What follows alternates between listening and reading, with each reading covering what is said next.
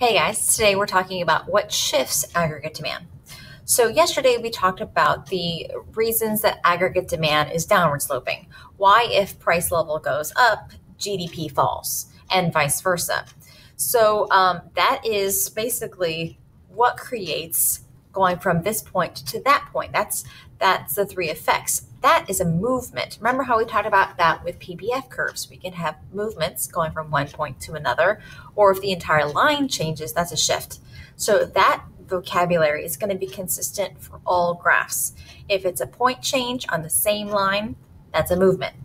So these effects going from this point to this point, or maybe the other way, either direction, that's a movement. So what causes a shift?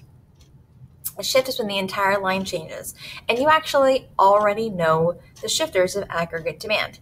It's not some crazy list that you have to memorize because you already know them. They're the factors that change GDP, the variables in the GDP equation, C, I, G, and XN. It's pretty simple. If any of those spending changes increase, consumption goes up, investment spending goes up, government spending goes up, or net exports goes up, aggregate demand is going to shift to the right. And here's what it looks like on the graph. The entire line shifts still parallel, and it shifts to the right, shifts outwards. You can say it shifts right, shifts out. We're not going to say up and down, though. That is incorrect because it'll be confusing later when we talk about supply. So talk about right and left and in and out, increase, decrease, but we're not going to say up and down. Of course, if any of those factors decrease, and if consumption was to fall, investment spending was to go down, government spending is less, and maybe net exports falls, GDP is going to fall, and that's shown by a leftward shift of aggregate demand. And the entire line shifts and goes to the left.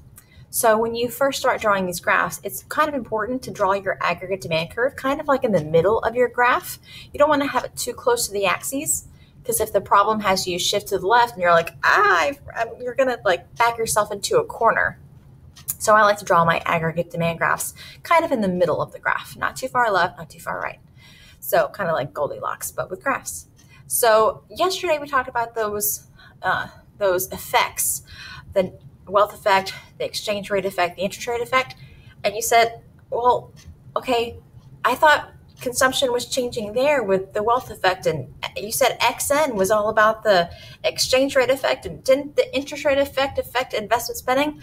Wait, so how is it a movement here with these effects, but if consumption changes here, it's a shift? That is an excellent thing, and this is a big concept you need to remember. What happened here first that caused C and I and XN to change? It was a price change. Price changed first. Prices fell or prices went up.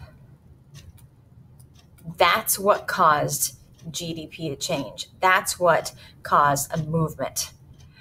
But if consumption or government spending or net exports or investment spending were to change for another reason, a reason all on its own, nothing to do with a price change, then the line shifts. So if it's like a price change, I'm trying to go downwards. Is that downwards from your perspective? I don't know. No, that's upwards. Oh, I'm so backwards.